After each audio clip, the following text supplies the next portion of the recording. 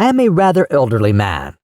The nature of my the last 30 years has brought me into more than ordinary contact with what would seem an interesting and somewhat singular set of men, of whom as yet nothing that I know of has ever been written. I mean the law copyists or scriveners. I have known very many of them, professionally and privately, and if I pleased, could relate divers histories, at which good-natured gentlemen might smile, and sentimental souls might weep. But I waive the biographies of all other scriveners for a few passages in the life of Bartleby, who is a scrivener of the strangest I ever saw or heard of. While of other law copyists I might write the complete life, of Bartleby nothing of that sort can be done. I believe that no materials exist for a full and satisfactory biography of this man. It is an irreparable loss to literature. Bartleby was one of those beings of whom nothing is ascertainable, except from the original sources, and in his case, those are very small. What my own astonished eyes saw of Bartleby, that is all I know of him, except, indeed, one vague report which will appear in the sequel. Ere introducing the scrivener as he first appeared to me, it is fit I make some mention of myself, my employees, my business, my chambers, and general surroundings, because some such description is indispensable to an adequate understanding of the chief character about to be presented. Imprimis. I am a man who, from his youth upwards, has been filled with a profound conviction that the easiest way of life is the best.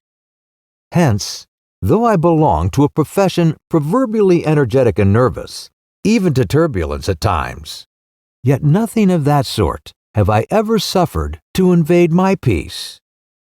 I am one of those unambitious lawyers who never addresses a jury or in any way draws down public applause, but in the cool tranquility of a snug retreat, do a snug business among rich men's bonds and mortgages and title deeds.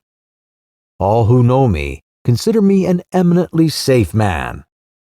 The late John Jacob Astor, a personage little given to poetic enthusiasm, had no hesitation in pronouncing my first grand point to be prudence, my next method. I do not speak of it in vanity, but simply to record the fact that I was employed in my profession by the late John Jacob Astor, a name which, I admit, I love to repeat, for it has a rounded and orbicular sound to it, and rings like unto bullion. I will freely add that I was not insensible to the late John Jacob Astor's good opinion. Some time prior to the period at which this little history begins, my avocations had been largely increased. The good old office, now extinct in the state of New York, of a master in chancery had been conferred upon me. It was not a very arduous office, but very pleasantly remunerative. I seldom lose my temper, much more seldom indulge in dangerous indignation at wrongs and outages. But I must be permitted to be rash here and declare that I consider the sudden and violent abrogation of the office of Master in Chancery by the new Constitution as a premature act, inasmuch as I had counted upon a life lease of the profits, whereas I only received those of a few short years. But this is by the way.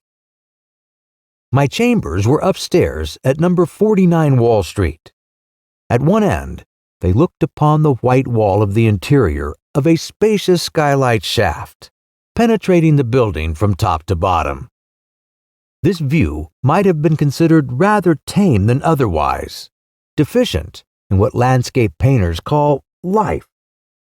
But if so, the view from the other end of my chambers offered at least a contrast, if nothing more. In that direction, my windows commanded an unobstructed view of a lofty brick wall, black by age and everlasting shade. which wall required no spyglass to bring out its lurking beauties, but for the benefit of all nearsighted spectators, was pushed up to within 10 feet of my window panes. Owing to the great height of the surrounding buildings, and my chambers being on the second floor, the interval between this wall and mine, not a little, resembled a huge square cistern. At the period just preceding the advent of Bartleby, I had 2 persons as copyists in my employment, and a promising lad as an office boy. First, Turkey; second, Nippers; third, Ginger Nut.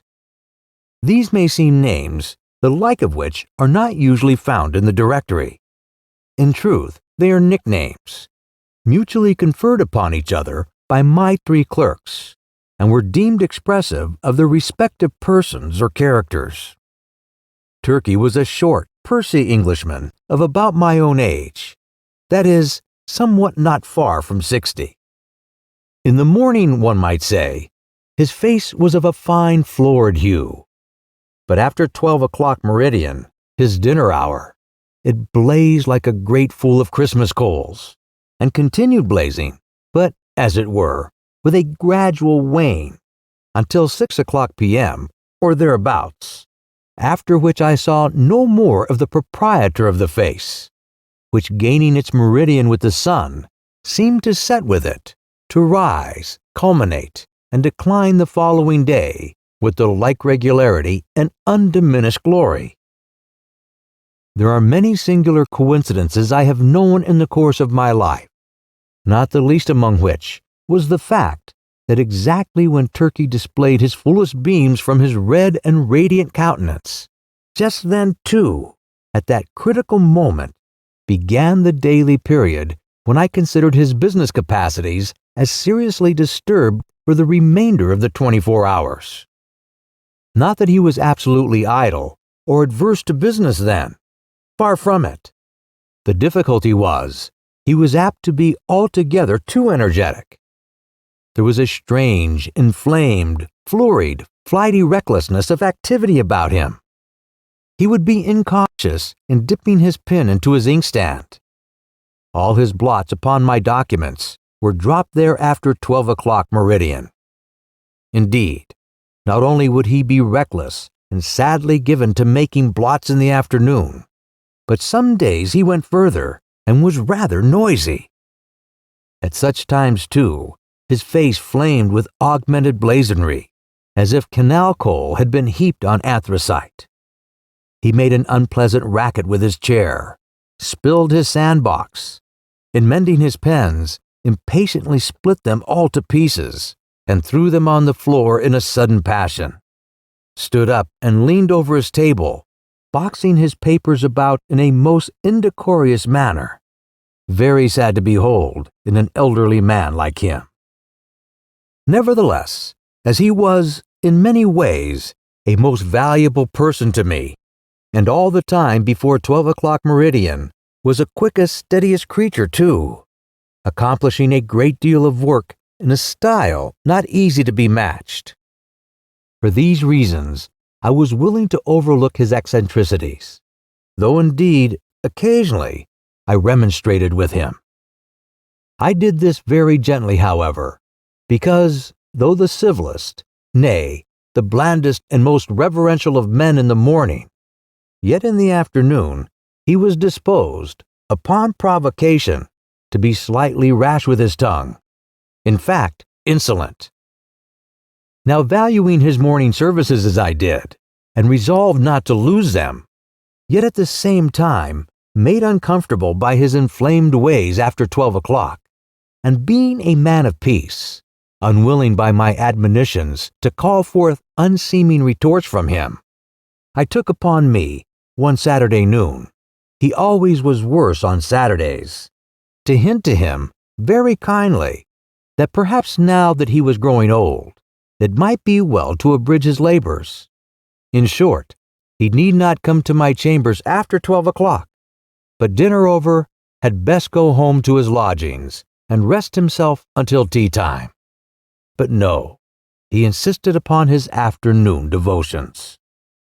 His countenance became intolerably fervid, as he oratorically assured me, gesticulating with a long ruler at the other end of the room, that if his services in the morning were useful, how indispensable then in the afternoon. "With submission, sir," said Turkey on this occasion, "I consider myself your right-hand man. In the morning I but marshal and deploy my columns, but in the afternoon I put myself at their head and gallantly charge the foe thus." And he made a violent thrust with the ruler. "But the blots, Turkey," intimated I. "True, but with submission, sir. Behold these hairs. I am getting old. Surely, sir, a blot or two of a warm afternoon is not to be severely urged against gray hairs. Old age, even if it blot the page, is honorable. With submission, sir, we both are getting old." This appeal to my fellow feeling was hardly to be resisted. At all events, I saw that go he would not, so I made up my mind to let him stay, resolving nevertheless to see to it that during the afternoon he had to do with my less important papers. Nippers, the second on my list, was a whiskered, sallow, and upon the whole, rather tyrannical-looking young man of about 25. I always deemed him the victim of two evil powers, ambition and indigestion. The ambition was evinced by a certain impatience of the duties of a mere copyist, an unwarrantable usurpation of strictly professional affairs, such as the original drawing up of legal documents. The indigestion seemed betokened in an occasional nervous testiness and grinning irritability, causing the teeth to audibly grind together over mistakes committed in copying, unnecessary maledictions hissed rather than spoken in the heat of business, and especially by a continual discontent with the height of the table where he worked. Though of a very ingenious mechanical turn, Nippers could never get this table to suit him. He put chips under it, blocks of various sorts, bits of pasteboard, and at last has to attempt an exquisite adjustment by final pieces of folded blotting paper. But no invention would answer. If for the sake of easing his back, he brought the table lid at a sharp angle well up towards his chin, and wrote there like a man using the steep roof of a Dutch house for his desk, then he declared that it stopped the circulation in his arms. If now he lowered the table to his waistbands and stooped over it in writing, then there was a sore aching in his back. In short, the truth of the matter was, Nippers knew not what he wanted. Or if he wanted anything, it was to be rid of a scrivener's table altogether. Among the manifestations of his diseased ambition was a fondness he had for receiving visits from certain ambiguous-looking fellows in seedy coats, whom he called his clients. Indeed, I was aware that not only was he, at times, considerable of a ward politician, but he occasionally did a little business at the justice's court, and was not unknown on the steps of the tombs. I have good reason to believe, however, that one individual who called upon him at my chambers, and who, with a grand air, he insisted was his client, was no other than a dun, and the alleged title deed a bill. But with all his failings, and the annoyances he caused me, Nippers, like his compatriot Turkey, was a very useful man to me, wrote a neat, swift hand, and when he chose, was not deficient in a gentlemanly sort of deportment. Added to this, he always dressed in a gentlemanly sort of way, and so, incidentally, reflected credit upon my chambers. Whereas with respect to Turkey, I had much ado to keep him from being a reproach to me. His clothes were apt to look oily and smell of eating houses. He wore his pantaloons very loose and baggy in summer. His coats were inexcrable, his hat not to be handled. But while the hat was a thing of indifference to me, inasmuch as his natural civility and deference, as a dependent Englishman, always led him to doff it the moment he entered the room, yet his coat was another matter. Concerning his coats, I reasoned with him but with no effect. The truth was, I suppose, that a man of so small an income could not afford to sport such a lustrous face and a lustrous coat at one and the same time. As Nippers once observed, Turkey's money went chiefly for red ink. One winter day, I presented Turkey with a highly respectable-looking coat of my own, a padded gray coat of a most comfortable warmth, and which buttoned straight up from the knee to the neck.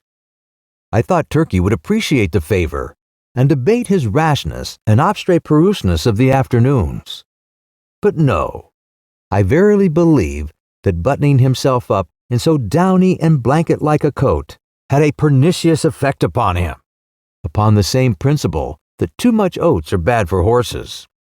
In fact, precisely as a rash, restive horse is said to feel his oats, so Turkey felt his coat. It made him insolent. He was a man whom prosperity harmed. Though concerning the self-indulgent habits of Turkey, I had my own private surmises, yet touching Nippers, I was well persuaded that whatever might be his faults in other respects, he was at least a temperate young man.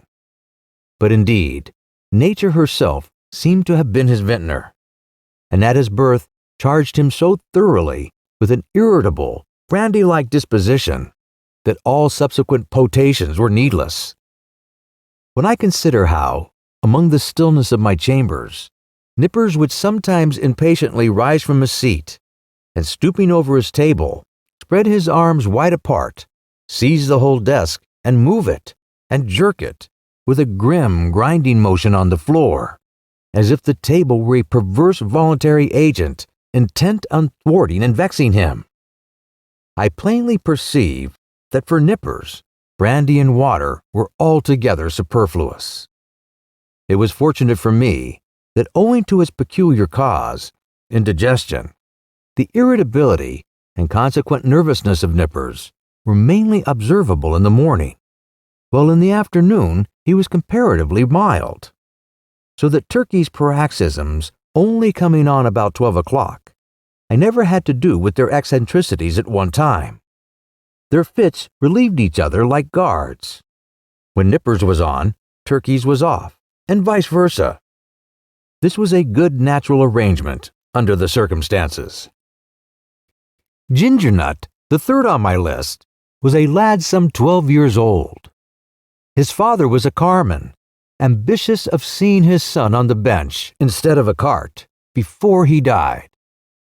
So he sent him to my office as a student at law, errand boy, and cleaner and sweeper at the rate of $1 a week.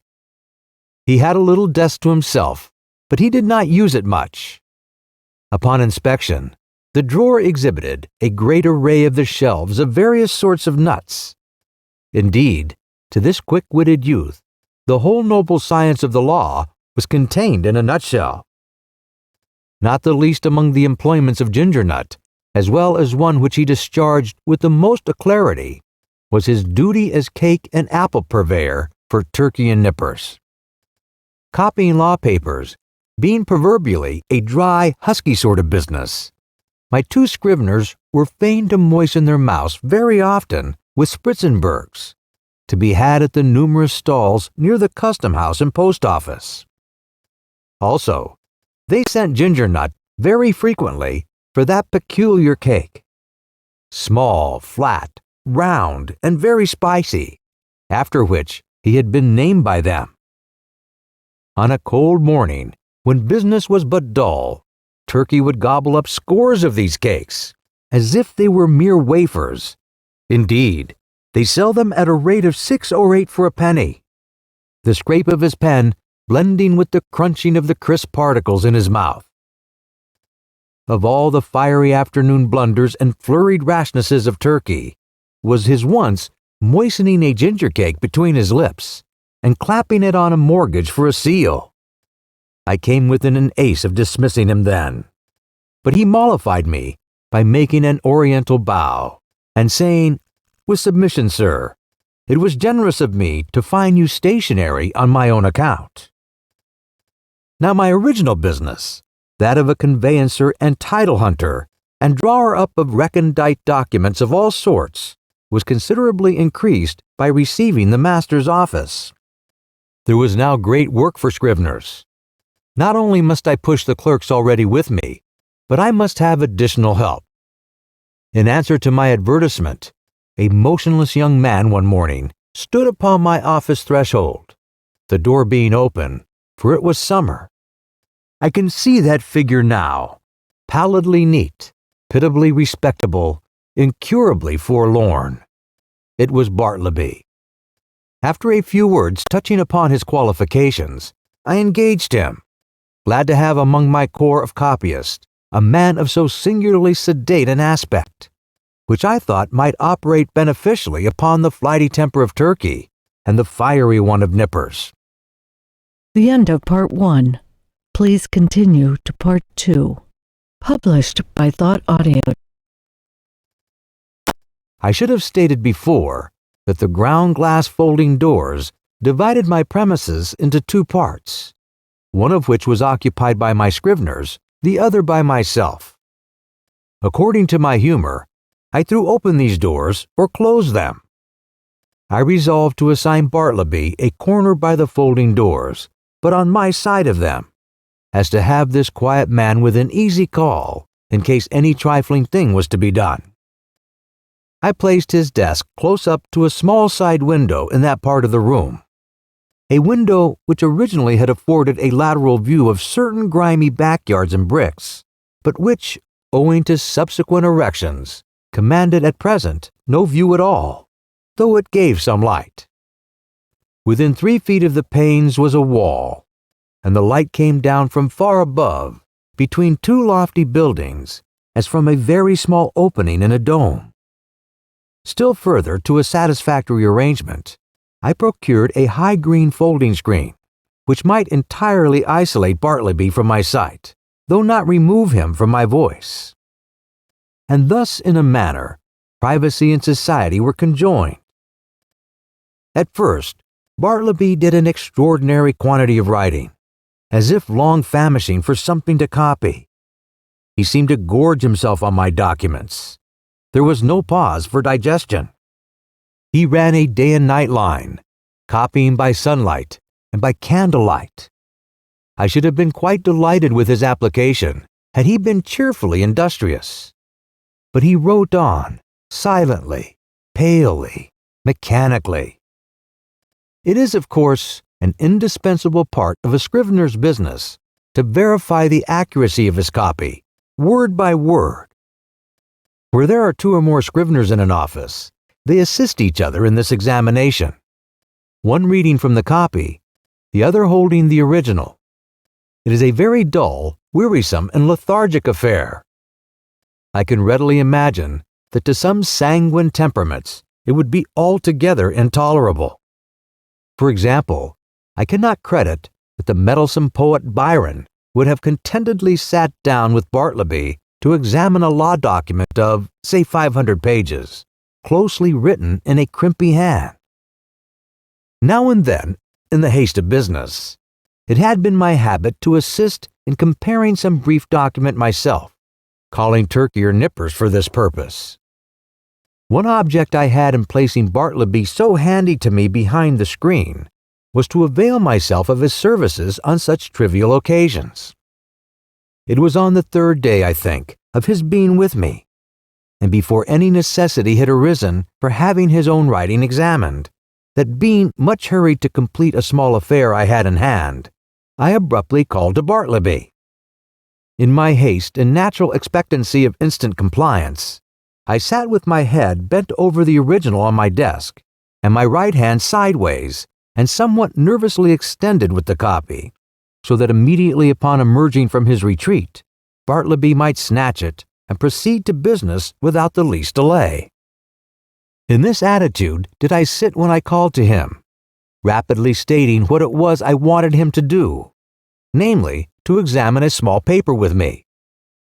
Imagine my surprise, nay, my consternation, when without moving from his privacy, Bartleby, in a singularly mild, firm voice, replied, "I would prefer not to." I sat a while in perfect silence, rallying my stunned faculties. Immediately, it occurred to me that my ears had deceived me, or Bartleby had entirely misunderstood my meaning. I repeated my request in the clearest tone I could assume, but in quite as clear a one came the previous reply. I would prefer not to. Prefer not to, echoed I, rising in high excitement and crossing the room with a stride. What do you mean? Are you moonstruck? I want you to help me compare this sheet here. Take it. And I thrust it towards him. I would prefer not to, said he. I looked at him steadfastly. His face was leanly composed, his gray eye dimly calm. Not a wrinkle of agitation rippled him. Had there been the least uneasiness, anger, impatience, or impertinence in his manner, in other words, had there been anything ordinary human about him, doubtless I should have violently dismissed him from the premises. But as it was, I should have soon thought of turning my pale, plaster-of-Paris bust of Cicero out the doors. I stood gazing at him a while, as he went on with his own writing, and then reseated myself at my desk. This is very strange, thought I. What had one best do? But my business hurried me. I concluded to forget the matter for the present, reserving it for my future leisure. So calling Nippers from the other room, the paper was speedily examined. A few days after this, Bartleby concluded 4 lengthy documents, being quadruplicates of a week's testimony taken before me in my High Court of Chancery. It became necessary to examine them. It was an important suit, and great accuracy was imperative. Having all things arranged, I called Turkey, Nippers, and Gingernut from the next room, meaning to place the 4 copies in the hands of my 4 clerks, while I read from the original. Accordingly, Turkey, Nippers, and Gingernut had taken their seats in a row, each with his document in hand, when I called to Bartleby to join this interesting group. Bartleby, quick, I am waiting. I heard a slow scrape of his chair legs on the uncarpeted floor, and soon he appeared standing at the entrance of his hermitage. What is wanted? Said he mildly. The copies, said I hurriedly. We are going to examine them. There. And I held towards him the 4th quadruplicate. I would prefer not to, he said, and gently disappeared behind the screen. For a few moments I was turned into a pillar of salt, standing at the head of my seated column of clerks. Recovering myself, I advanced towards the screen and demanded the reason for such extraordinary conduct. Why do you refuse? I would prefer not to. With any other man, I should have flown outright into a dreadful passion, scorned all further words, and thrust him ignominiously from my presence. But there was something about Bartleby that not only strangely disarmed me, but in a wonderful manner touched and disconcerted me. I began to reason with him. These are your copies we are about to examine. It is labor-saving to you, because one examination will answer for you your 4 papers. It is common usage. Every copyist is bound to help examine his copy. Is it not so? Will you not speak? Answer. I prefer not to, he replied in a flute-like tone. It seemed to me that while I had been addressing him, he carefully resolved every statement that I made, fully comprehended the meaning, and could not gainsay the irresistible conclusions. But at the same time, some paramount consideration prevailed with him to reply as he did. You were decided, then, not to comply with my request, a request made according to common usage and common sense. He briefly gave me to understand that on that point my judgment was sound. Yes, his decision was irreversible. It is not seldom the case that when a man is browbeaten in some unprecedented and violently unreasonable way, he begins to stagger in his own plain faith. He begins, as it were, vaguely to surmise that, wonderful as it may be, all the justice and all the reason is on the other side. Accordingly, if any disinterested persons are present, he turns to them for some reinforcement for his own faltering mind. "Turkey," said I, "what do you think of this? Am I not right?" "With submission, sir," said Turkey, with his blandest tone, "I think you are." "Nipper," said I, "what do you think of it?" "I think I should kick him out of the office." The reader of nice perceptions will here perceive that, it being morning, Turkey's answer is couched in polite and tranquil terms, but Nipper's replies in ill-tempered ones. Or, to repeat a previous sentence, Nipper's ugly mood was on duty and Turkey's off. "Ginger Nut," said I, willing to enlist the smallest suffrage in my behalf, "what do you think of it?" "I think, sir, he's a little loony," replied Ginger Nut, with a grin. "You hear what they said," said I, turning towards the screen. "Come forth and do your duty." But he vouchsafed no reply. I pondered a moment in sore perplexity, but once more business hurried me. I determined again to postpone the consideration of this dilemma to my future leisure. With a little trouble, we made out to examine the papers without Bartleby, though at every page or two, Turkey deferentially dropped his opinion that this proceeding was quite out of the common, while Nippers, twitching in his chair with a dyspeptic nervousness, ground out between his set teeth occasional hissing maledictions against the stubborn oaf behind the screen. As for Nipper's part, this was the first and last time he would do another man's business without pay. Meanwhile, Bartleby sat in his hermitage, oblivious to everything but his own peculiar business there. Some days passed, the Scrivener being employed upon another lengthy work. His late remarkable conduct led me to regard his ways narrowly. I observed that he never went to dinner. Indeed, that he never went anywhere.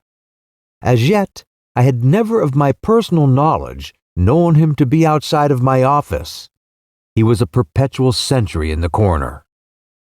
At about 11 o'clock, though, in the morning, I noticed that Ginger Nut would advance toward the opening in Bartleby's screen, as if silently beckoned thither by a gesture invisible to me where I sat. The boy would then leave the office, jingling a few pence, and reappear with a handful of ginger nuts which he delivered in the hermitage, receiving 2 of the cakes for his trouble. He lives then on ginger nuts, thought I, never eats a dinner, properly speaking. He must be a vegetarian then. But no, he never eats even vegetables. He eats nothing but ginger nuts. My mind then ran on in reveries concerning the probable effects upon the human constitution of living entirely on ginger nuts. Ginger nuts are so called because they contain ginger as one of their peculiar constituents and the final flavoring one. Now, what was ginger? A hot, spicy thing. Was Bartleby hot and spicy? Not at all. Ginger, then, had no effect upon Bartleby. Probably he preferred it should have none.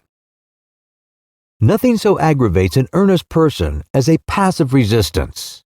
If the individual so resisted be of a not inhumane temper, and the resisting one perfectly harmless in his passivity, then in the better moods of the former, he will endeavor charitably to construe his imagination what proves impossible to be solved by his judgment. Even so, for the most part, I regarded Bartleby and his ways. Poor fellow, thought I, he means no mischief. It is plain he intends no insolence.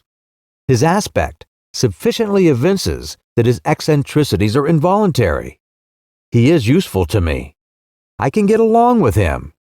If I turn him away, the chances are he will fall in with some less indulgent employer, and then he will be rudely treated, and perhaps driven forth miserably to starve. Yes, here I can cheaply purchase a delicious self-approval. To befriend Bartleby, to humor him in this strange willfulness, will cost me little or nothing, while I lay up in my soul what will eventually prove a sweet morsel for my conscience. But this mood was not invariably with me. The passiveness of Bartleby sometimes irritated me. I felt strangely goaded on to encounter him in new opposition. to elicit some angry spark from him answerable to my own. But indeed, I might as well have essayed to strike fire with my knuckles against a bit of Windsor soap. But one afternoon, the evil impulse in me mastered me, and the following little scene ensued. "Bartleby," said I, "when those papers are all copied, I will compare them with you." "I would prefer not to." "How? Surely you do not mean to persist in that mulish vagary?" No answer. I threw open the folding doors nearby, and turning upon Turkey and Nippers, exclaimed in an excited manner, "He says a second time he won't examine his papers. What do you think of it, Turkey?" It was afternoon, be it remembered. Turkey sat glowing like a brass boiler, his bald head steaming, his hands reeling among his blotted papers. "Think of it," roared Turkey. "I think I'll just step behind his screen and black his eyes for him." So saying, Turkey rose to his feet and threw his arms into a pugilistic position. He was hurrying away to make good his promise when I detained him, alarmed at the effect of incautiously rousing Turkey's combativeness after dinner. "Sit down, Turkey," said I, "and hear what Nippers has to say. What do you think of it, Nippers? Would I not be justified in immediately dismissing Bartleby?" "Excuse me, that is for you to decide, sir. I think his conduct quite unusual and indeed unjust, as regards Turkey and myself, but it may only be a passing whim." "Ah," exclaimed I, "you have strangely changed your mind then. You speak very gently of him now." "All beer," cried Turkey. "Gentleness is effects of beer. Nippers and I dined together today. You see how gentle I am, sir. Shall I go and black his eyes?" "You refer to Bartleby, I suppose." "No, not today, Turkey," I replied. "Pray, put up your fist." I closed the doors and again advanced towards Bartleby. I felt additional incentives tempting me to my fate. I burned to be rebelled against again. I remembered that Bartleby never left the office. "Bartleby," said I, "Ginger Nut is away. Just step round to the post office, won't you? It was but a 3-minute walk, and see if there's anything for me." "I would prefer not to." "You will not?" "I prefer not." I staggered to my desk and sat there in a deep study. My blind inveteracy returned. Was there any other thing in which I could procure myself to be ignominiously repulsed by this lean, penniless wit, my hired clerk? What added thing is there, perfectly reasonable, that he will be sure to refuse to do? "Bartleby." No answer. "Bartleby," in a louder tone. No answer. "Bartleby," I roared. Like a very ghost, agreeable to the laws of magical invocation, at the third summons, he appeared at the entrance of his hermitage. "Go to the next room and tell Nippers to come to me." "I prefer not to," he respectfully and slowly said, and mildly disappeared. "Very good, Bartleby," said I, in a quiet sort of serenely severe, self-possessed tone, intimating the unalterable purpose of some terrible retribution very close at hand. At the moment I half intended something of the kind, but upon the whole, as it was drawing towards my dinner hour, I thought it best to put on my hat and walk home for the day, suffering much from perplexity and distress of mind. Shall I acknowledge it? The conclusion of this whole business was that it soon became a fixed fact of my chambers, that a pale young Scrivener by the name of Bartleby and a desk there, that he copied for me at the usual rate of 4 cents a folio, 100 words. But he was permanently exempt from examining the work done by him, that duty being transferred to Turkey and Nippers, one of compliment, doubtless to their superior acuteness. Moreover, said Bartleby was never on any account to be dispatched on the most trivial errand of any sort, and that even if entreated to take upon him such a matter, it was generally understood that he would prefer not to.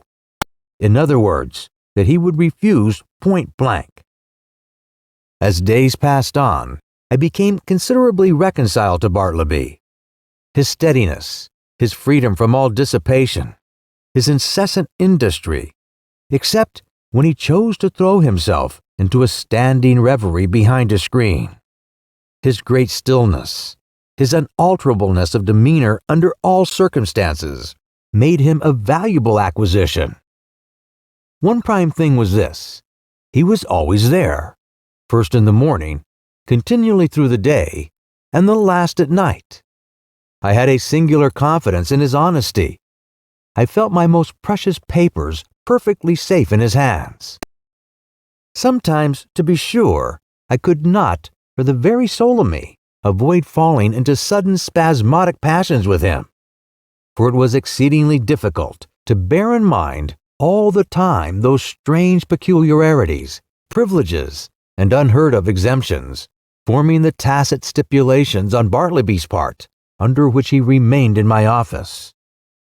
Now and then, in the eagerness of dispatching pressing business, I would inadvertently summon Bartleby, in a short, rapid tone, to put his fingers, say, on the incipient tie of a bit of red tape with which I was about compressing some papers. Of course, from behind the screen the usual answer, "I prefer not to," was sure to come. And then, how could a human creature, with the common infirmities of our nature, refrain from bitterly exclaiming upon such perverseness, such unreasonableness? However, every added repulse of this sort which I received only tended to lessen the probability of my repeating the inadvertence. The end of Part 2. Please continue to Part 3. Published by Thought. Here it must be said that according to the custom of most legal gentlemen, occupying chambers in densely populated law buildings, there are several keys to my door. One was kept by a woman residing in the attic, which person weekly scrubbed and daily swept and dusted my apartments. Another was kept by Turkey for convenience sake. The third I sometimes carried in my own pocket.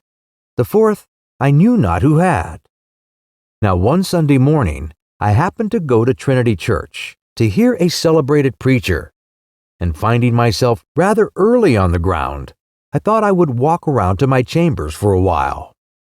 Luckily, I had my key with me, but on applying it to the lock, I found it resisted by something inserted from the inside. Quite surprised, I called out, when to my consternation a key was turned from within, and thrusting his lean visage at me and holding the door ajar, the apparition of Bartleby appeared, in his shirt sleeves, and otherwise in a strangely tattered dishabille, saying quietly that he was sorry, but he was deeply engaged just then, and preferred not admitting me at present. In a brief word or two, he moreover added that perhaps I had better walk round the block 2 or 3 times, and by that time he would probably have concluded his affairs. Now, the utterly unsurmised appearance of Bartleby, tenanting my law chambers on a Sunday morning, with his cadaverously, gentlemanly nonchalance, yet withal firm and self-possessed, had a strange effect upon me, that incontinently I sunk away from my own door and did as he desired, but not without sundry twinges of impotent rebellion against the mild effrontery of this unaccountable Scrivener.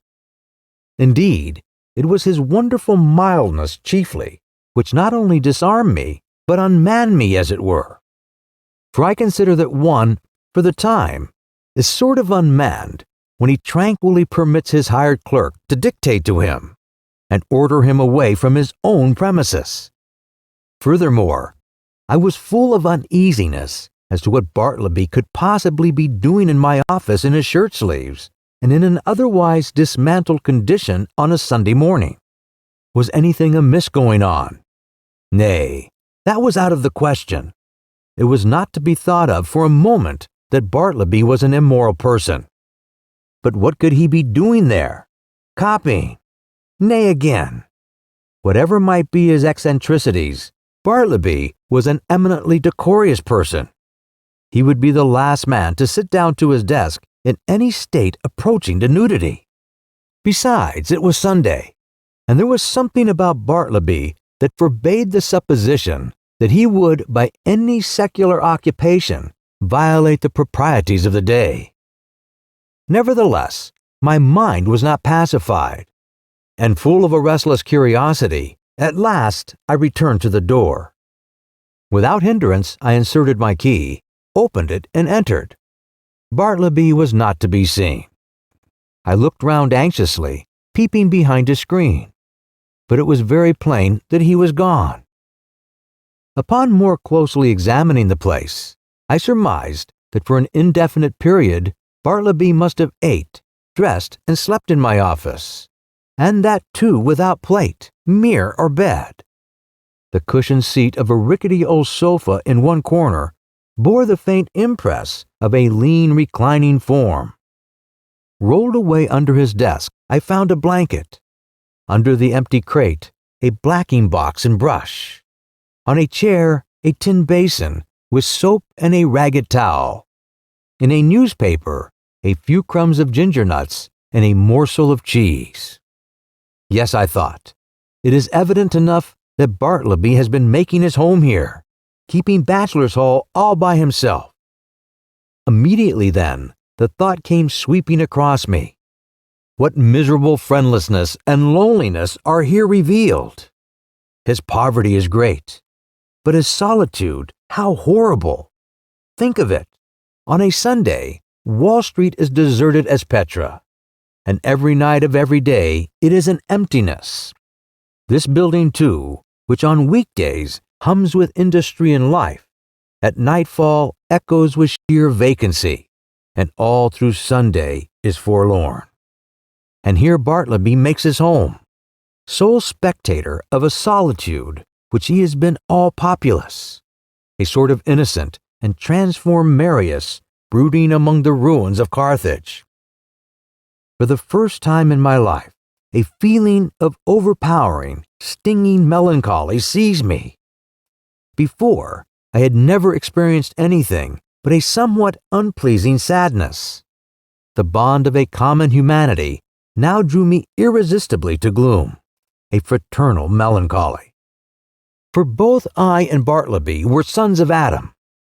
I remember the bright silks and sparkling faces I had seen that day, in gala trim, swan-like, sailing down the Mississippi of Broadway, and I contrasted them with the pallid copyist, and thought to myself, ah, happiness courts the light. So we deem the world as gay, but misery hides aloft, so we deem that misery there is none. These sad fancyings, chimeras doubtless, of a sick and silly brain, led on to other and more special thoughts concerning the eccentricities of Bartleby. Presentiments of strange discoveries hovered round me. The Scrivener's pale form appeared to me laid out among uncaring strangers in its shivering, winding sheet.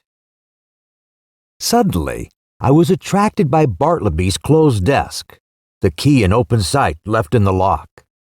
I mean no mischief, seek the gratification of no heartless curiosity, thought I. Besides, the desk is mine, and its contents too, so I will make bold to look within. Everything was methodically arranged, the papers smoothly placed, the pigeonholes were deep, and removing the files of documents, I groped into their recesses. Presently, I felt something there and dragged it out. It was an old bandana handkerchief, heavy and knotted, and I opened it and saw it was a savings bank. I now recalled all the quiet mysteries which I had noted in the man. I remember that he never spoke to answer, that though at intervals he had considerable time to himself, yet I had never seen him reading. No, not even a newspaper. That for long periods he would stand looking out at his pale window behind the screen upon the dead brick wall. I was quite sure he never visited any refectory or eating house, while his pale face clearly indicated that he never drank beer like Turkey, or tea and coffee even like other men, that he never went anywhere in particular that I could learn, never went out for a walk, unless indeed that was the case at present. That he had declined telling who he was, or whence he came, or whether he had any relatives in the world. That though so thin and pale, he never complained of ill health. And more than all, I remembered a certain unconscious air of pallid, how shall I call it? Of pallid haughtiness, say, or rather an austere reserve about him, which had positively awed me into my tame compliance with his eccentricities, when I had feared to ask him to do the slightest incidental thing for me, even though I might know, from his long-continued motionlessness, that behind his screen he must be standing in one of those dead-wall reveries of his. Revolving all these things, and coupling them with the recently discovered fact that he made my office his constant abiding place and home, and not forgetful of his morbid moodiness, revolving all these things, a prudential feeling began to steal over me. My first emotions had been those of pure melancholy and sincerest pity. But just in proportion as the forlornness of Bartleby grew and grew to my imagination, did that same melancholy merge into fear, that pity into repulsion. So true it is, and so terrible too, that up to a certain point, the thought or sight of misery enlists our best affections. But in certain special cases, beyond that point it does not. They err who would assert that invariably this is owing to the inherent selfishness of the human heart. It rather proceeds from a certain hopelessness of remedying excessive and organic ill. To a sensitive being, pity is not a seldom pain, and when at last it is perceived that such pity cannot lead to effectual succor, common sense bids the soul to get rid of it. What I saw that morning persuaded me that the Scrivener was the victim of an innate and incurable disorder. I might give alms to his body, but his body did not pain him. It was his soul that suffered, and his soul I could not reach. I did not accomplish the purpose of going to Trinity Church that morning. Somehow, the things I had seen disqualified me for the time from church going. I walked homeward, thinking what I would do with Bartleby. Finally, I resolved upon this. I would put certain calm questions to him the next morning, touching his history, etc. And if he declined to answer them openly and unreservedly, and I supposed he would prefer not, then to give him a $20 bill over and above whatever I owe him, and tell him his services were no longer required. But if in any other way I could assist him, I would be happy to do so, especially if he desired to return to his native place, wherever that might be. I would willingly help to defray the expenses. Moreover, if after reaching home he found himself at any time in want of aid, a letter from him would be sure of a reply. The next morning came. "Bartleby," said I, gently calling to him behind his screen. No reply. "Bartleby," said I, in a still gentler tone, "come here. I am not going to ask you to do anything you would prefer not to do. I simply wish to speak to you." Upon this, he noiselessly slid into view. "Will you tell me, Bartleby, where you were born?" "I would prefer not to." "Will you tell me anything about yourself?" "I would prefer not to." "But what reasonable objection can you have to speak to me? I feel friendly towards you." He did not look at me while I spoke, but kept his glance fixed upon my bust of Cicero, which, as I then sat, was directly behind me, some 6 inches above my head. "What is your answer, Bartleby?" said I, after waiting a considerable time for a reply, during which his countenance remained immovable. Only there was the faintest conceivable tremor of the white, attenuated mouth.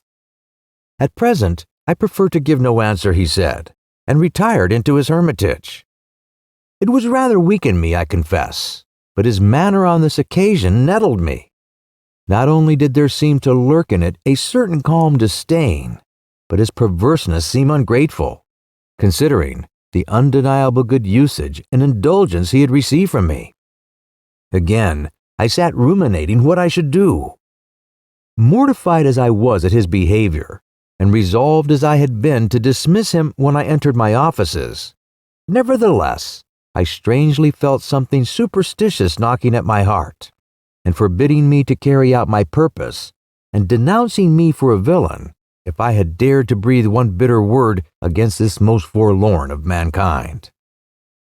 At last, familiarly drawing my chair behind a screen, I sat down and said, "Bartleby, never mind then about revealing your history, but let me entreat you, as a friend, to comply as far as may be with the usages of this office.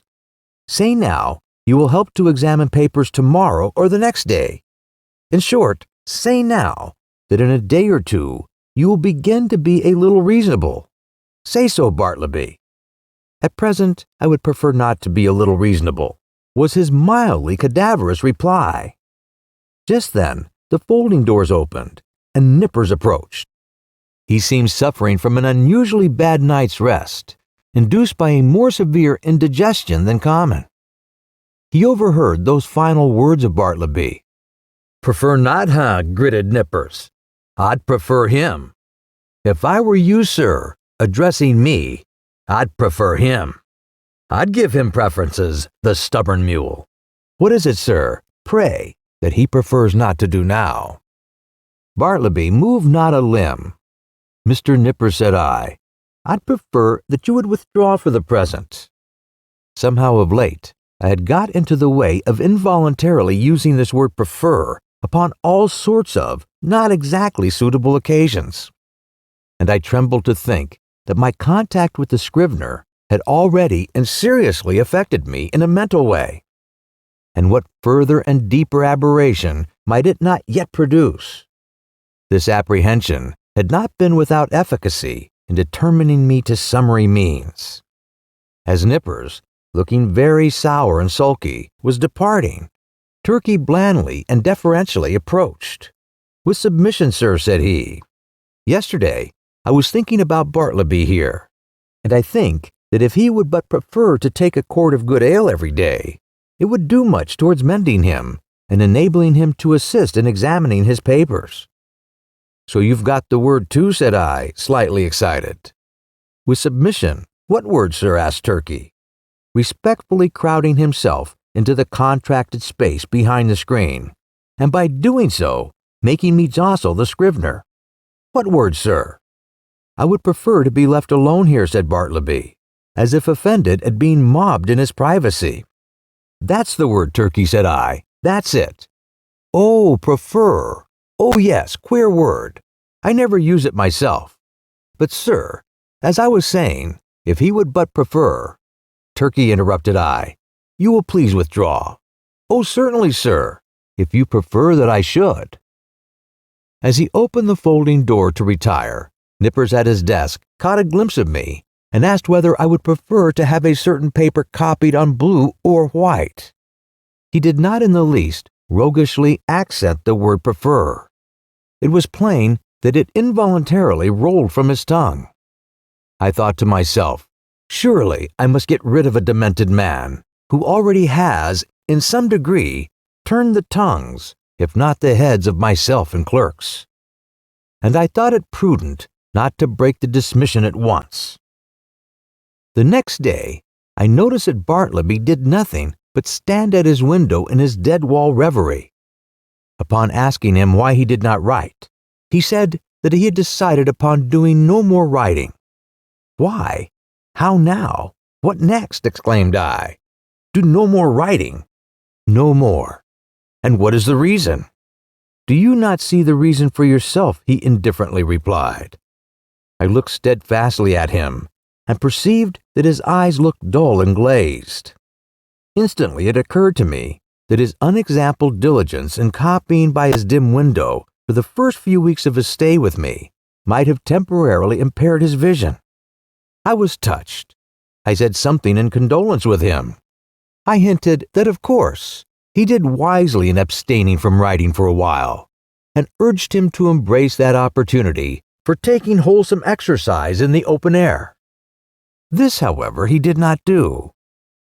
A few days after this, my other clerks being absent, and being in a great hurry to dispatch certain letters by the mail, I thought that, having nothing else earthly to do, Bartleby would surely be less inflexible than usual and carry these letters to the post office. But he blankly declined. So, much to my inconvenience, I went myself. Still added days went by. Whether Bartleby's eyes improved or not, I could not say. To all appearance, I thought they did. But when I asked him if they did, he vouchsafed no answer. At all events, he would do no copying. At last, in reply to my urgings, he informed me that he had permanently given up copying. "What," exclaimed I, "suppose your eye should get entirely well, better than ever before, would you not copy then?" "I have given up copying," he answered, and slid aside. He remained as ever a fixture in my chamber. Nay, if that were possible, he became still more of a fixture than before. What was to be done? He would do nothing in the office. Why should he stay there? In plain fact, he had now become a millstone to me, not only useless as a necklace, but afflictive to bear. Yet I was sorry for him. I speak less than truth when I say that, on his own account, he occasioned me uneasiness. If he would but have named a single relative or friend, I would instantly have written, and urged their taking the poor fellow away to some convenient retreat. But he seemed alone, absolutely alone in the universe, a bit of a wreck in the mid-Atlantic. The end of Part 3. Please continue to Part 4. Published by Thought Audio. At length, necessities connected with my business tyrannized over all other considerations. Decently as I could, I told Bartleby that in 6 days' time he must unconditionally leave the office. I warned him to take measures, in the interval, for procuring some other abode. I offered to assist him in this endeavor, if he himself would but take the first step towards a removal. "And when you finally quit me, Bartleby," added I shall see that you go not away entirely unprovided. 6 days from this hour, remember. At the expiration of that period, I peeped behind the screen, and lo, Bartleby was there.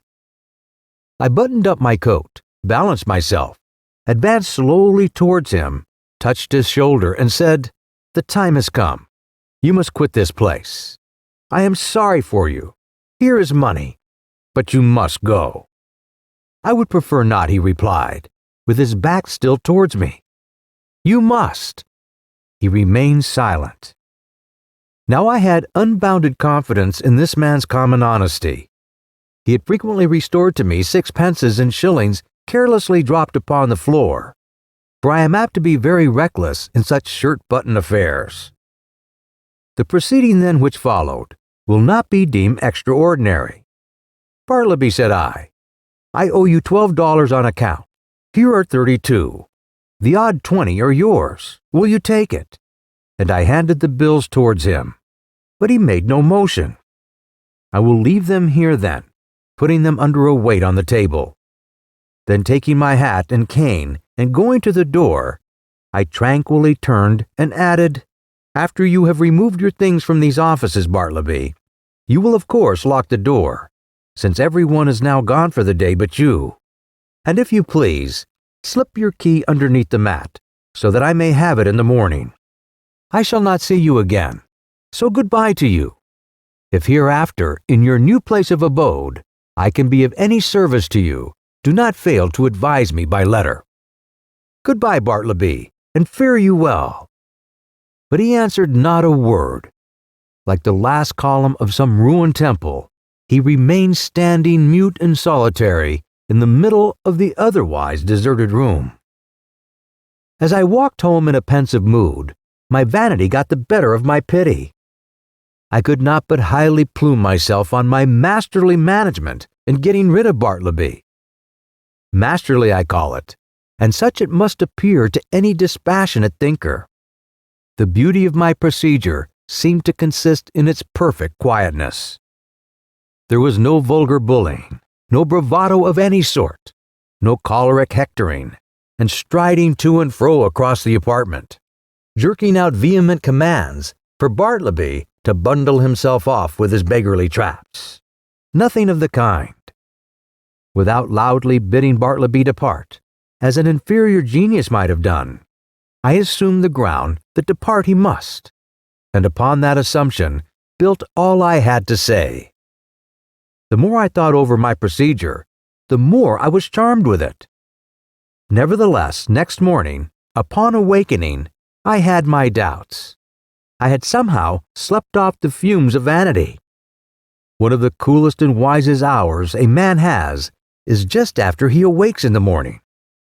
My procedure seemed as sagacious as ever, but only in theory.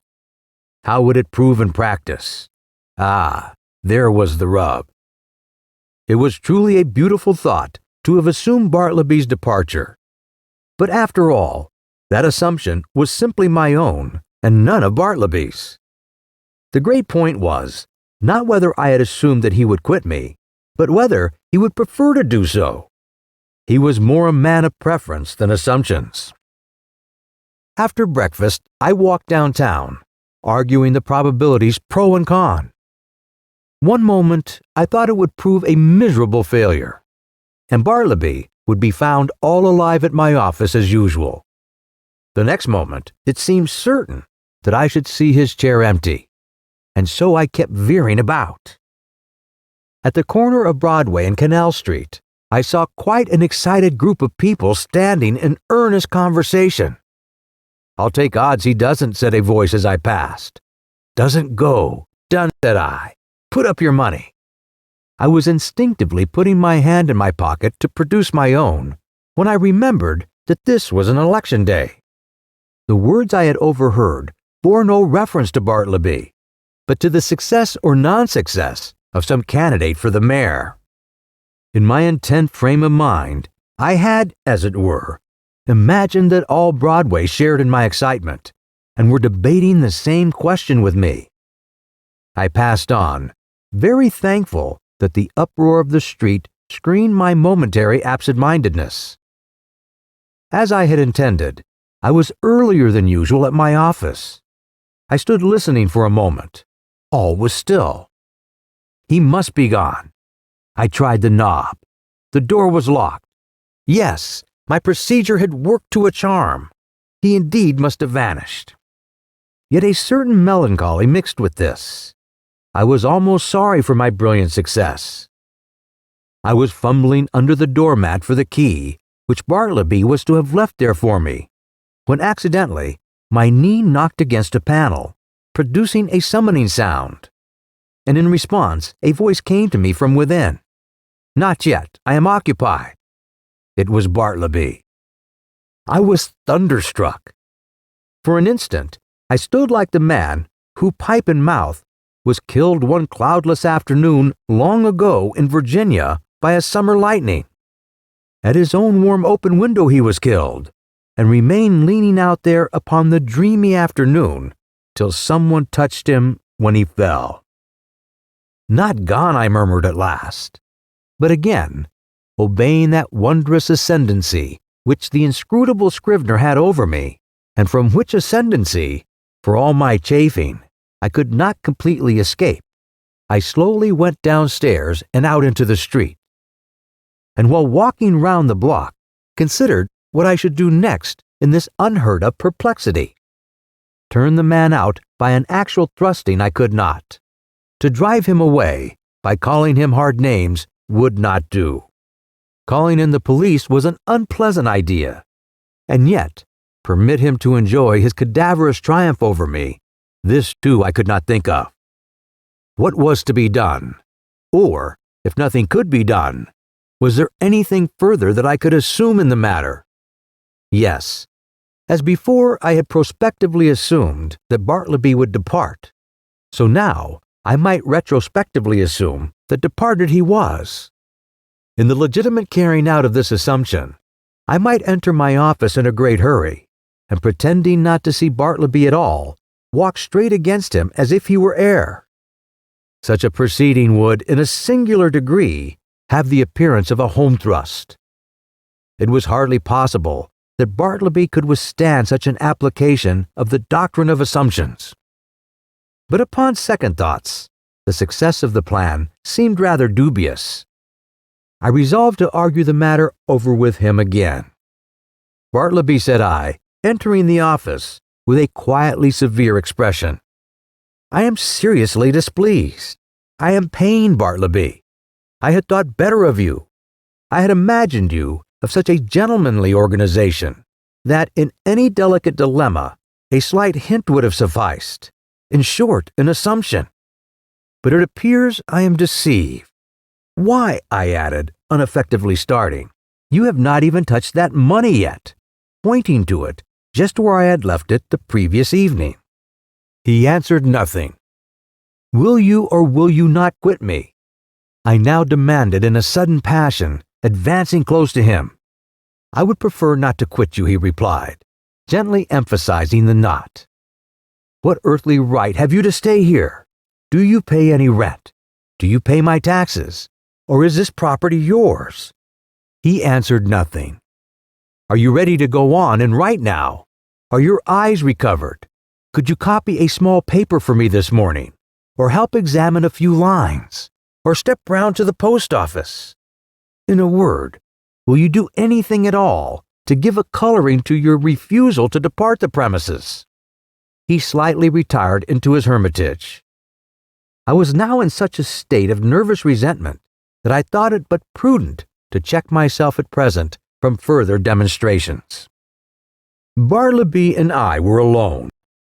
I remember the tragedy of the unfortunate Adams and the still more uncomfortable Colt in the solitary office of the latter, and how poor Colt, being dreadfully incensed by Adams, and imprudently permitting himself to get wildly excited, was at unawares hurried into his fatal act, an act which certainly no man could possibly deplore more than the actor himself.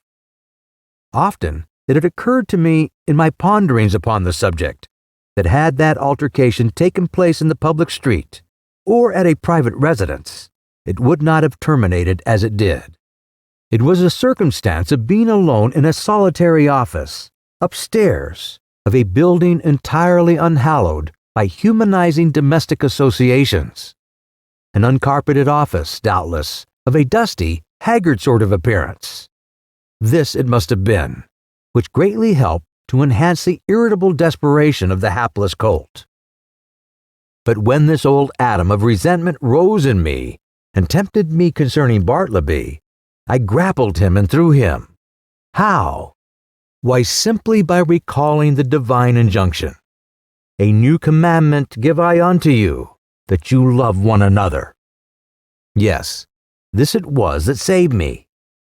Aside from higher considerations, charity often operates as a vastly wise and prudent principle, a great safeguard to its possessor. Men have committed murder for jealousy's sake, and anger's sake, and hatred's sake, and selfishness' sake, and spiritual pride's sake. But no man that I ever heard of ever committed a diabolical murder for sweet charity's sake. Mere self-interest, then, if no better motive can be enlisted, should, especially with high-tempered men, prompt all beings to charity and philanthropy. At any rate, upon the occasion in question, I strove to drown my exasperated feelings toward the Scrivener by benevolently construing his conduct. Poor fellow, thought I. He doesn't mean anything, and besides, he has seen hard times and ought to be indulged. I endeavored also immediately to occupy myself, and at the same time to comfort my despondency. I tried to fancy that in the course of the morning, at such time as might prove agreeable to him, Bartleby, of his own free accord, would emerge from his hermitage and take up some decided line of march in the direction of the door. But no. 12:30 o'clock came. Turkey began to glow in the face, overturn his inkstand, and became generally obstreperous. Nippers abated down into quietude and courtesy. Gingernut munched his noon apple. and Bartleby remained standing at his window in one of his profoundest dead-wall reveries. Will it be credited? Ought I to acknowledge it? That afternoon, I left the office without saying one further word to him. Some days now passed, during which, at leisure intervals, I looked a little into Edward on the will and Priestley on necessity. Under the circumstances, those books induced a salutary feeling. Gradually, I slid into the persuasion that these troubles of mine, touching the Scrivener, had been all predestined from eternity, and Bartleby was billeted upon me for some mysterious purpose of the all-wise Providence, which it was not for a mere mortal like me to fathom. Yes, Bartleby, stay there behind your screen, thought I. I shall persecute you no more. You are harmless and noiseless as any of these old chairs. In short, I never feel so private as when I know you are here. At last I see it. I feel it. I penetrate to the predestined purpose of my life. I am content. Others may have loftier parts to enact, but my mission in this world, Bartleby, is to furnish you with office room for such period as you may see fit to remain. I believe that this wise and blessed frame of mind would have continued with me had it not been for the unsolicited and uncharitable remarks obtruded upon me by my professional friends who visited the rooms. But thus it often is, that the constant friction of illiberal minds wears out at last the best resolves of the more generous. Though to be sure, when I reflected upon it, it was not strange that people entering my office should be struck by the peculiar aspect of the unaccountable Bartleby, and so be tempted to throw out some sinister observations concerning him. Sometimes an attorney having business with me, and calling at my office, and finding no one but the Scrivener there, would undertake to obtain some sort of precise information from him touching my whereabouts. But without heeding his idle talk, Bartleby would remain standing immovable in the middle of the room. So after contemplating him in that position for a time, the attorney would depart, no wiser than he came.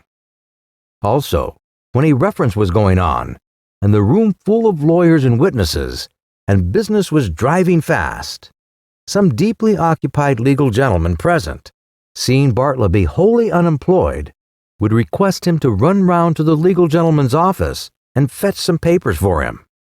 Thereupon Bartleby would tranquilly decline, and yet remain idle as before. Then the lawyer would give a great stare and turn to me. What could I say? At last I was made aware that all through the circle of my professional acquaintance a whisper of wonder was running round, having reference to the strange creature I kept at my office. This worried me very much, and as the idea came upon me of his possibly turning out a long-lived man, and keep occupying my chambers, and denying my authority, and perplexing my visitors, and scandalizing my professional reputation, and casting a general gloom over the premises, keeping soul and body together to upon his last savings, for doubtless he spent but half a dime a day, and in the end perhaps outlived me, and claimed possession of my office by right of his perpetual occupancy. As all these dark anticipations crowded upon me more and more, and my friends continually intruded their relentless remarks upon the apparition in my room, a great change was wrought in me. I resolved to gather all my faculties together, and forever rid me of this intolerable incubus. Ere revolving my complicated project, however, adapted to this end, I first simply suggested to Bartleby the propriety of his permanent departure. In a calm and serious tone, I commended the idea to his careful and mature consideration. But having taken 3 days to meditate upon it, he appraised me that his original determination remained the same. In short, that he still preferred to abide with me. What shall I do? I now said to myself, buttoning up my coat to the last button. What shall I do? What ought I to do? What does conscience say I should do with this man? or rather ghost. Rid myself of him I must. Go he shall. But how? You will not thrust him, the poor, pale, passive mortal. You will not thrust such a helpless creature out of your door. You will not dishonor yourself by such cruelty. No, I will not. I cannot do that. Rather, I would let him live and die here, and then mason up his remains in the wall. What then will you do? For all your coaxing, he will not budge. Bribes he leaves under your own paperweight on your table. In short, it is quite plain that he prefers to cling to you. Then something severe, something unusual must be done. What? Surely you will not have him collared by a constable and commit his innocent pallor to the common jail. And upon what ground could you procure such a thing to be done? A vagrant is he? What? He a vagrant, a wanderer who refuses to budge. It is because he will not be a vagrant then that you seek to count him as a vagrant. That is too absurd. No visible means of support. There I have him. Wrong again. For indubitably, he does support himself, and that is the only unanswerable proof that any man can show of his possessing the means to do so. No more then. Since he will not quit me, I must quit him. I will change my offices. I will move elsewhere, and give him fair notice that if I find him on my new premises, I will then proceed against him as a common trespasser. The end of Part 4. Please continue to Part 5. Published by Thought Audio. Acting accordingly, next day I thus addressed him. I find these chambers too far from the city hall. The air is unwholesome. In a word, I propose to remove my offices next week, and shall no longer require your services. I tell you this now, in order that you may seek another place. He made no reply, and nothing more was said. On the appointed day, I engaged carts and men, proceeded to my chambers, and having but little furniture, everything was removed in a few hours. Throughout, the Scrivener remained standing behind the screen, which I directed to be removed the last thing. It was withdrawn, and being folded up like a huge folio, left him the motionless occupant of a naked room. I stood in the entry watching him a moment, while something from within me upbraided me. I re-entered with my hand in my pocket, and my heart in my mouth. Goodbye, Bartleby. I am going. Goodbye. And God, some way, bless you. And take that, slipping something in his hand. But it dropped upon the floor. And then, strange to say, I tore myself from him, whom I had so longed to be rid of. Established in my new quarters for a day or two, I kept the door locked and started at every footfall in the passages. When I returned to my rooms after any little absence, I would pause at the threshold for an instant and attentively listen ere applying my key. But these fears were needless. Bartleby never came near me. I thought all was going well when a perturbed-looking stranger visited me, inquiring whether I was the person who had recently occupied rooms at number 49 Wall Street. Full of forebodings, I replied that I was. Then, sir, said the stranger, who proved a lawyer, you are responsible for the man you left there. He refuses to do any copying. He refuses to do anything. He says he prefers not to, and he refuses to quit the premises. I am very sorry, sir, said I, with an assumed tranquility but an inward tremor. But really, the man you allude to is nothing to me. He is no relation or apprentice of mine that you should hold me responsible for him. In mercy's name, who is he? I certainly cannot inform you. I know nothing about him. Formerly I employed him as a copyist, but he has done nothing for me now for some time past. I shall settle him then. Good morning, sir. Several days passed, and I heard nothing more. And though I often felt a charitable prompting to call at the place and see poor Bartleby, yet a certain squeamishness of I know not what withheld me.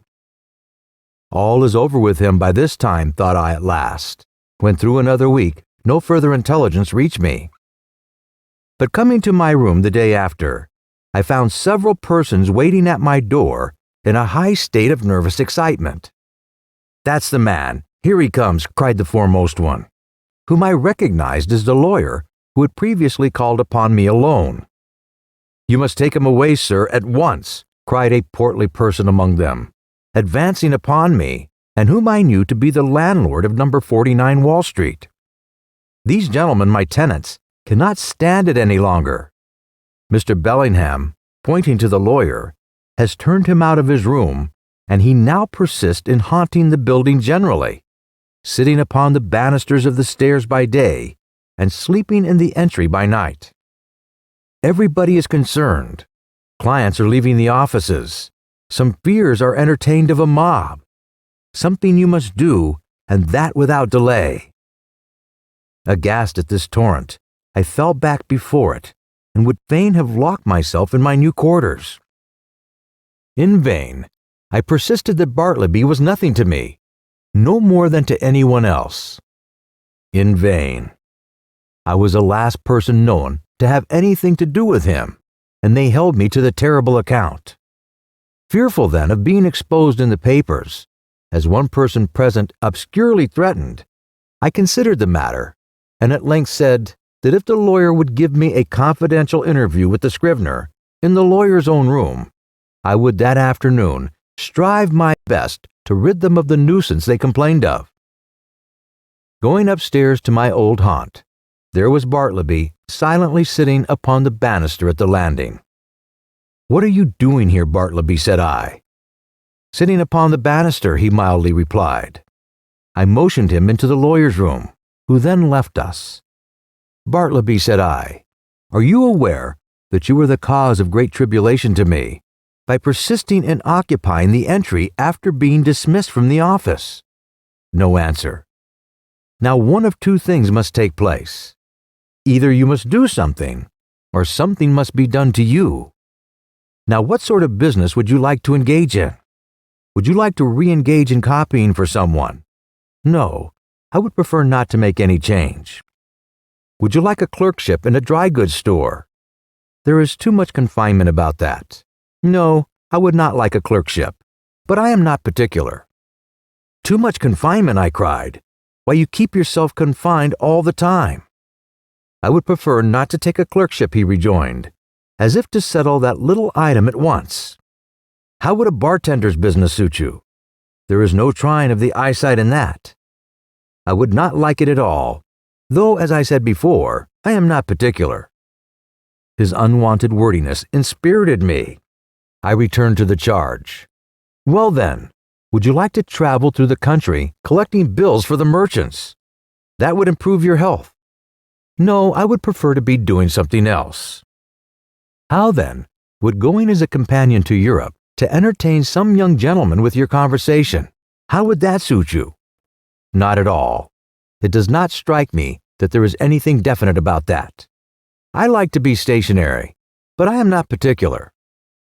"Stationary you shall be then," I cried, now losing all patience, and for the first time in all my exasperating connection with him, fairly flying into a passion.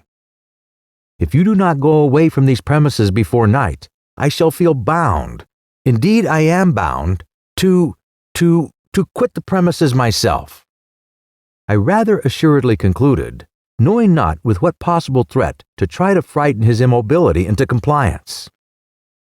Despairing of all further efforts, I was precipitately leaving him, when a final thought occurred to me, one which had not been wholly unindulged before.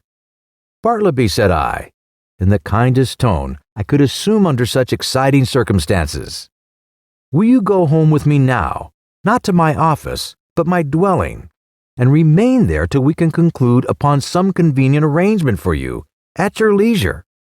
Come, let us start now, right away."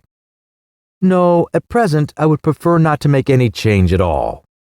I answered nothing, but effectually dodging every one by suddenness and rapidity of my flight, rushed from the building, ran up Wall Street towards Broadway, and jumping into the first omnibus, was soon removed from pursuit. As soon as tranquility returned, I distinctly perceived that I had now done all that I possibly could, both in respect to the demands of the landlord and his tenants, and with regard to my own desire and sense of duty to benefit Bartleby and shield him from rude persecution. I now strove to be entirely carefree and quiescent, and my conscience justified me in the attempt, though indeed it was not so successful as I could have wished. So fearful was I of being again hunted out by the incensed landlord and his exasperated tenants, that surrendering my business to Nippers, for a few days I drove about the upper part of the town and through the suburbs in my rockaway, crossed over to Jersey City and Hoboken, and paid fugitive visits to Manhattanville and Astoria. In fact, I almost lived in my rockaway for the time. When again I entered my office, lo! A note from the landlord lay upon the desk. I opened it with trembling hands. It informed me that the writer had sent the police and had Bartleby removed to the Tombs as a vagrant. Moreover, since I knew more about him than anyone else, he wished me to appear at that place and make a suitable statement of the facts. These tidings had a conflicting effect upon me. At first I was indignant, but at last almost approved.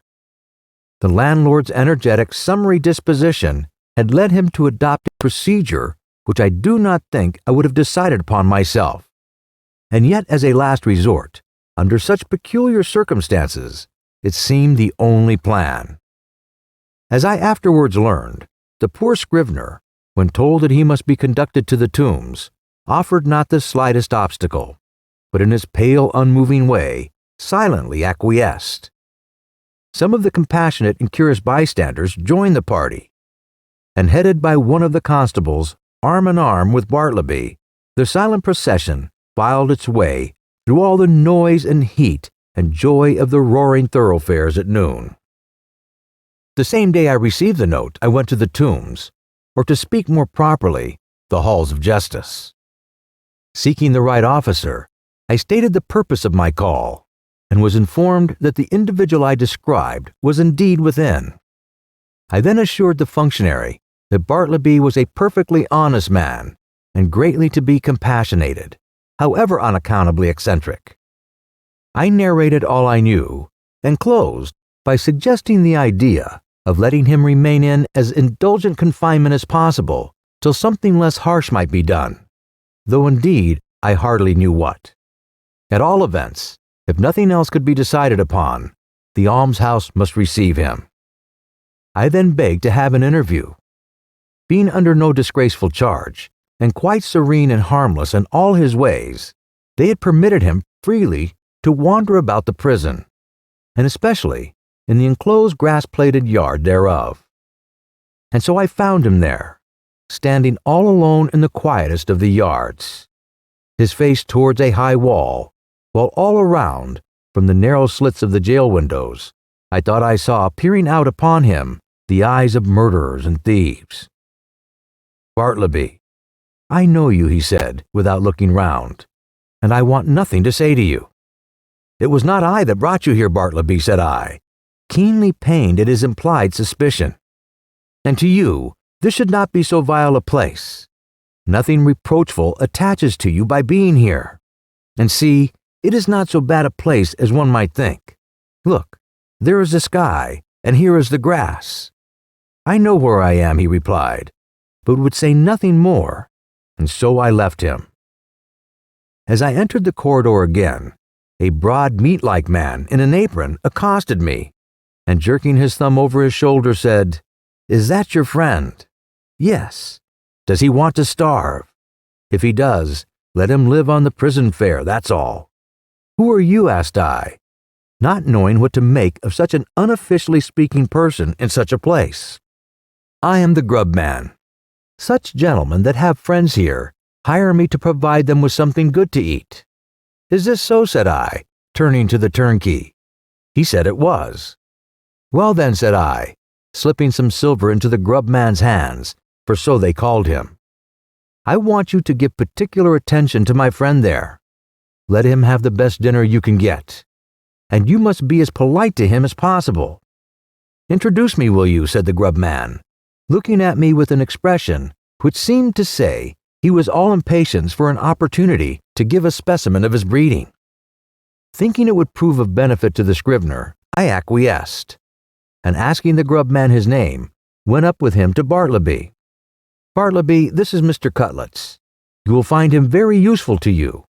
Your servant, sir, your servant, said the grub man, making a low salutation behind his apron. Hope you find it pleasant here, sir. Spacious grounds, cool apartments, sir. Hope you'll stay with us some time. Try to make it agreeable.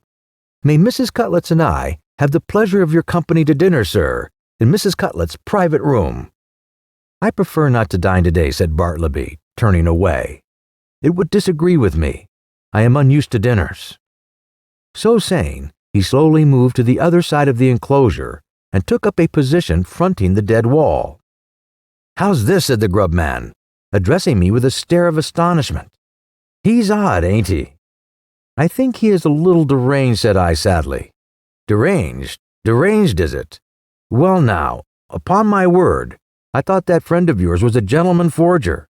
They are always pale and genteel like them forgers. I can't pity him. Can't help it, sir. Did you know Monroe Edwards, he added touchingly, and paused. Then laying his hand pityingly on my shoulder, sighed. He died of consumption at Sing Sing. So you weren't acquainted with Monroe? No, I was never socially acquainted with any forgers, but I cannot stop longer. Look to my friend yonder. You will not lose by it. I will see you again. Some few days after this, I again obtained admission to the Tombs, and went through the corridors in quest of Bartleby, but without finding him.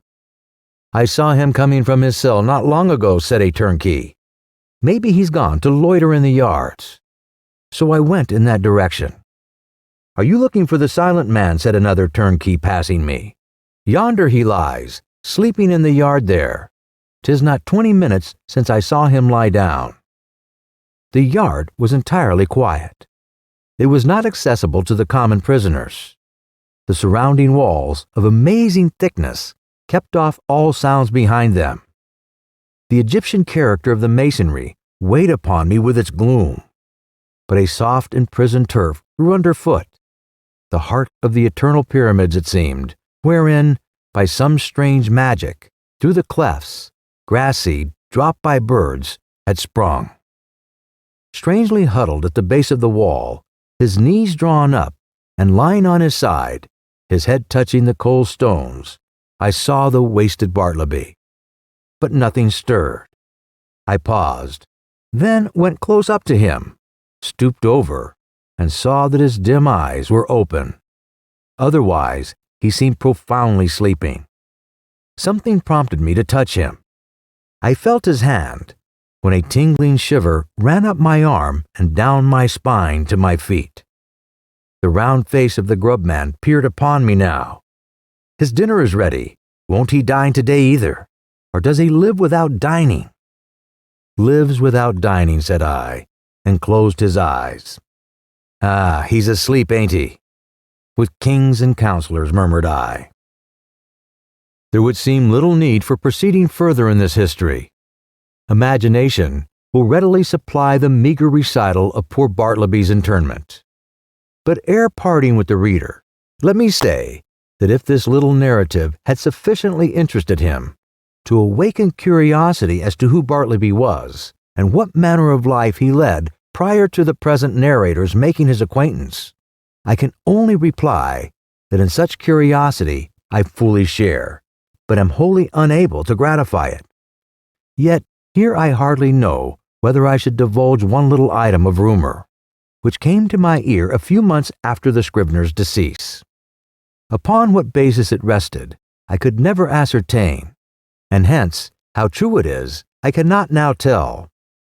But inasmuch as this vague report has not been without certain strange, suggestive interest to me, however sad, it may prove the same with some others, and so I will briefly mention it. The report was this, that Bartleby had been a subordinate clerk in the dead letter office at Washington, from which he had been suddenly removed by a change in the administration. When I think over this rumor, I cannot adequately express the emotions which seize me. Dead letters. Does it sound like dead men? Conceive a man by nature and misfortune, prone to a pallid hopelessness. Can any business seem more fitted to heighten it than that of continually handling these dead letters and assorting them for the flames? For by the cartload they are annually burned. Sometimes, from out the folded paper, the pale clerk takes a ring. The finger it was meant for, perhaps, moulders in the grave. A banknote sent in swiftest charity. He, whom it would relieve, doesn't eat or hunger any more. Pardon for those who died despairing. Hope for those who died unhoping. Good tidings for those who died stifled by unrelieved calamities. On errands of life, these letters speed to death. Ah, Bartleby. Ah, humanity. We hope you enjoyed this interesting audio title. For more information on all of our titles, please visit us at .com.